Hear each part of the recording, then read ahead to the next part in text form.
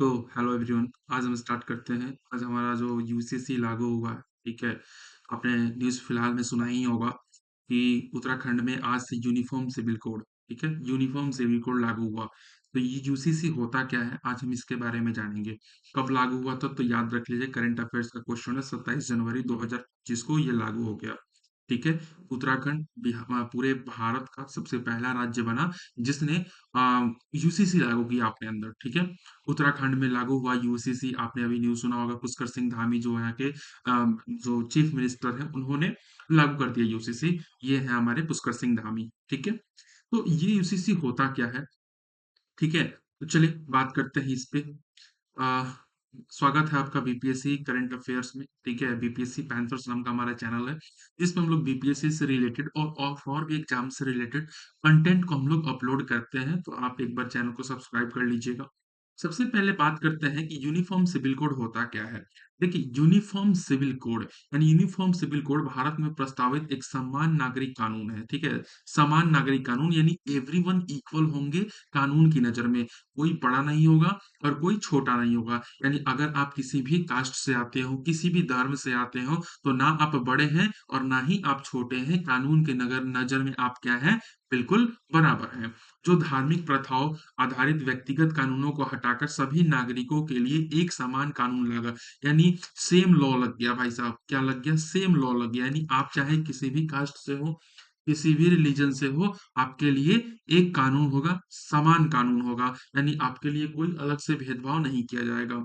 इसका मुख्य उद्देश्य विवाह, तलाक, उत्तराधिकार, गोद लेने और संपत्ति जैसे नागरिक मामलों में समानता, न्याय और एकरूपता सुनिश्चित करना होता है। यानी कुछ चीजें जो दी गई हैं यहाँ पे, जैसे विवाह को, तलाक, उत्तराधिकार, गोद लेने और संपत्ति जैसे नागरिक मामलों को खत्म करने का इसका मूल। सबसे पहले बात कर लेते हैं कि यूनिफॉर्म सिविल कोड यानी जिसे हम यूसीसी कहते हैं, ये सबसे पहले कब देखा गया था। तो अगर आपने क्लास टेंथ पढ़ा होगा, उसके चैप्टर वन में, अगर आप उसके चैप्टर वन में देखिएगा, उसमें नाम जिक्र है नेपोलियन बोनापार्ट का। किसका नाम जिक्र है? नेपोलियन बोनापार्ट का। उसने भी अपने शासनकाल में यूसीसी लगाया था। और किस शासन 1804 में लगाया गया था। कब लगाया गया था? 1804 में लगाया गया था। और उसने अपने साल में यूसीसी का नाम दिया था नेपोलियनिक कोड। अगर आपको ध्यान होगा, नहीं ध्यान है तो मैं बता दूं, उसने अपने शासनकाल 1804 में नेपोलियनिक कोड नाम से एक यूसीसी लगाया था, जिसमें उसने भी बहुत सारे नियम कानून कर दी जो हर किसी के लिए लागू थी, चाहे आप किसी भी कास्ट से हो, रिलीजन से हो, धर्म से हो, नो मतलब। चलिए आगे चले। उसके बाद कह रहा है कि की पॉइंट्स अबाउट यूसीसी। यूसीसी के बारे में कुछ चीजें जानेंगे। इससे संवैधानिक आधार क्या है, तो भारतीय संविधान के अनुच्छेद 44 यानी आर्टिकल, ठीक है, याद रखिएगा, आर्टिकल 44 में कहा गया है कि जो राज्य के नीति निर्देशक सिद्धांतों यानी DPSP, directive principle of state policy, state that, यानी डीपीएसपी जो हमारा आता है, डीपीएसपी वो आर्टिकल किस में आता है? 44 में आता है। और ये कहता है कि राज्य पूरे भारत के नागरिकों के लिए बस एक ही समान नागरिक संहिता सुनिश्चित करने का प्रयास करेगा। यानी ये कहता है भाई साहब कि यूनिफॉर्म सिविल कोड हर किसी के लिए लागू करना चाहिए। हालांकि निदेशक सिद्धांत न्यायालयों द्वारा लागू नहीं किए जा सकते, इसलिए यूसीसी को लागू करना नीति निर्माताओं पर निर्भर करता है। यानी डीपीएसपी जो है ना, वो नॉट इन्फोर्सेबल बाई कोर्ट, यानी कोर्ट इसको लागू नहीं कर सकता। यानी UCC is left to the description of policy makers. यानी आपका मन है तो यूसीसी लागू कीजिए और नहीं मन है तो नहीं लागू कीजिए। सुप्रीम कोर्ट जो है आपको दबाव नहीं डालेगा कि आपके राज्य में यूसीसी लागू होना ही चाहिए या फिर नहीं होना चाहिए। तो भाई साहब, भारत का जो पहला राज्य बना वो बना उत्तराखंड, जो इस चीज को लागू किया अपने अंदर, ठीक है। आया बात समझ में? यानी सुप्रीम कोर्ट का कोई दबाव नहीं है। ये उस के सरकार के ऊपर डिपेंड करता है, उस राज्य सरकार के ऊपर डिपेंड करता है कि वो यूसीसी लागू कर रही है या फिर नहीं कर रही है, ठीक है। चलो, उसके बाद करंट सिनेरियो की अगर बात करें हम, तो भारत में अभी धर्मों के आधार पर अलग अलग व्यक्तिगत कानून लागू हैं, ठीक है। जाहिर सी बात है कि भारत में धर्मों के आधार पे, यानी आपकी बात करें रिलीजन के आधार पे, रिलीजन के आधार पे भारत में अलग अलग व्यक्तिगत कानून हैं। जैसे हिंदू कानून, मुस्लिम व्यक्तिगत कानून, ईसाई और पारसी कानून, ठीक है।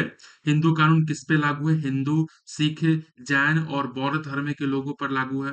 मुस्लिमों व्यक्तिगत कानून क्या है? सरिया कानून पर आधारित है। सरिया आपने पढ़ा होगा। उसके बाद ईसाई और पारसी कानून, इनके लिए अलग धार्मिक कानून लागू होते हैं। यानी अगर बात करें इंडिया में, तो इंडिया में रिलीजन जो होता है ना, रिलीजन के बेसिस पे क्या होते हैं, लॉ एंड ऑर्डर चलते हैं। क्या चलते हैं sir ji? Law and order चलते हैं। ठीक है? लॉ एंड ऑर्डर चलते हैं। उसके बाद सिग्निफिकेंस ऑफ यूसीसी। अब इसके क्या-क्या फायदे हैं, यानी यूसीसी का महत्व क्या है? तो समानता, सबसे पहले तो ये इक्वालिटी लाता है, सभी नागरिकों के लिए एक समान अधिकार सुनिश्चित करता है। यानी अगर किसी स्टेट में यूसीसी लग गया तो उस स्टेट में चाहे आप हिंदू हो, ठीक है? चाहे आप हिंदू हो, चाहे आप मुस्लिम कम्युनिटी से आते हो, चाहे आप जैन कम्युनिटी से आते हो, चाहे आप बुद्ध कम्युनिटी से आते हो, आप किसी भी कम्युनिटी से हो, आपके लिए जो लॉ रहेगा ना वो इक्वल रहेगा। क्या रहेगा? इक्वल रहेगा। आया बात समझ में? उसके बाद लैंगिक न्याय, यानी जेंडर जस्टिस भी होता है। ट्रिपल तलाक जैसे भेदभावपूर्ण प्रथाओं को समाप्त करना। यूसीसी का महत्व है कि पहला तो आप में समानता लाना, दूसरा लैंगिक न्याय खत्म करना, जेंडर इनजस्टिस खत्म करना कि वो लड़की है तो ये काम करेगी, वो लड़का है तो ये काम करेगा, अब सभी बराबर हैं। उसके बाद नेशनल इंटीग्रेशन, यानी राष्ट्रीय एकता को बढ़ावा देने का काम होता है। जैसे पूरे देश में समान कानून लागू करने एकता को बढ़ावा देता है। ठीक है? यानी पूरा देश अगर एक कानून पे चलेगा तो राष्ट्रीय एकता कभी भी खत्म नहीं होगी और वो हमेशा बढ़ती रहेगी। ठीक है? और जो चौथा सिग्निफिकेंस होता है इसका, कि कानूनों में सरलता लाना, विभिन्न व्यक्तिगत कानूनों से उत्पन्न जटिलताओं को कम करना। अब मान लेते हैं कि 4-4 कानून है, तो चारों जगह देखना है, तो मान लेते हैं 4 कानून है, तो चारों जगह देखना है। अब चारों को मिला के एक कानून बना दिया गया जिसका नाम पड़ा यूनिफॉर्म सिविल कोड। तो अब इसे कंट्रोल करना, हैंडल करना बहुत ही क्या हो चुका है, आसान हो चुका है। ठीक है? ये आपके बीपीएससी में पूछता है, ठीक है? बीपीएससी में ऐसे ही पूछता है तो आपको ऐसे ही लिखना पड़ेगा। सिग्निफिकेंस क्या होता है यूसीसी का, उसके बाद मैंने आपको पढ़ाया करंट सिनेरियो क्या है, ये पॉइंट्स दे के लिखने होंगे आपको, तभी जाके वो आपको नंबर देगा, ठीक है? ये पूरा का पूरा बीपीएससी ही है, ठीक है? उसके बाद चैलेंजेस इन इम्प्लीमेंटिंग यूसीसी, यानी यूसीसी लागू करने में क्या-क्या चुनौतियाँ आएँगी? तो सबसे पहले धार्मिक भावनाएँ, कुछ समुदाय इसे उनकी धार्मिक परंपराओं के हस्तक्षेप मानते हैं। यानी ज़ाहिर-सी बात है कि कुछ रिलीजन मानते हैं कि भाई साहब ये तो हमारे धर्म के विरुद्ध है। जैसे अब मान लेते हैं कि कोई कोई बंदा जो है वो हिंदू कम्युनिटी से, कोई बंदा जो है क्या है, हिंदू कम्युनिटी से, कोई बंदा जो है मुस्लिम कम्युनिटी से है, तो वो सरकार से कहे कि भाई हम हिंदू हैं, हमारा हिंदुस्तान है और ये मुस्लिम है, मतलब इनका अलग धर्म है। हमें एक जैसा कैसे ट्रीटमेंट मिल सकता है? तो भाई साहब यहाँ पे दिक्कतें आएँगी। उसके बाद भारत की विविधता पे दिक्कत आएँगी, डाइवर्सिटी इन इंडिया पे, यानी भारत की संस्कृति और धार्मिक विविधता इसे सर्वसम्मति से लागू करने में कठिन बनाती है। डाइवर्सिटी पे तो दिक्कत आएगा भाई, ठीक है? उसके बाद पॉलिटिकल ऑपोजिशन भी होगा, कोई पार्टी कहेगी कि इन्होंने यूसीसी लागू करके बहुत बड़ा गेम खेला है अगले इलेक्शन के लिए, ठीक है? उसके बाद जो पार्टी यूसीसी लागू करेगी, ज़ाहिर-सी बात है कि उसके अगले इलेक्शन में कुछ टिकट्स या तो हो सकता है तो टिकट ही नहीं मिलेंगे उस कैंडिडेट को, या फिर वो political party it may be possible कि हार जाए। क्यों? क्योंकि लोगों के धार्मिक भावनाओं को क्या पहुँचेगा? ठेस पहुँचेगा। ठीक है? चलिए, उसके बाद arguments for and against UCC, यानी कुछ आर्गुमेंट्स अगेंस्ट होते हैं, कुछ आर्गुमेंट्स यूसीसी के खिलाफ में होते हैं, कुछ पक्ष में होते हैं। ठीक है? अगर बात करें यूसीसी के पक्ष में, तो धार्मिक निरपेक्षता को मजबूत करना इसका पहला, उसके बाद लैंगिक समानता को बढ़ावा देना, जेंडर जस्टिस को, और कानूनी प्रक्रियाओं को सरल बनाना, ये इसके पक्ष में तर्क है। ठीक है? अगर बात करें इसके विरोध में, तो इसके धार्मिक स्वतंत्रता पर हमला माना जाता है, संस्कृति पहचान मिटाने का डर होता है और समुदायों के बीच सहमति की कमी हो जाती है फिर। ठीक है? ये 3 इसके डिमेरिट्स हैं और ये हमारे हो गए मेरिट्स। क्या हो गए सर जी? मेरिट्स। हमने पढ़ा था ना merits of democracy, demerits of democracy, तो वही होगा हमें merits of UCC, merits of UCC, और ये हमारे क्या हो गए? Demerits of UCC. क्या हो गए? Demerits of UCC. ये हमारी यूसीसी के क्या हो गए? डिमेरिट्स हो गए।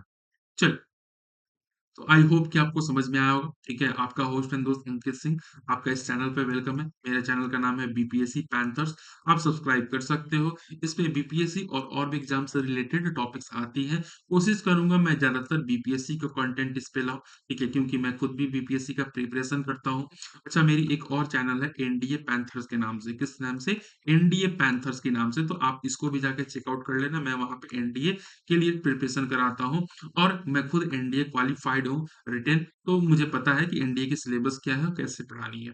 समझ में आया? तो वहाँ पे भी आप एक बार जाके चेकआउट कर सकते हो। चलिए तो आज का वीडियो यहीं पे एंड करते हैं। मिलते हैं हम लोग नेक्स्ट वीडियो में, तब तक के लिए सभी को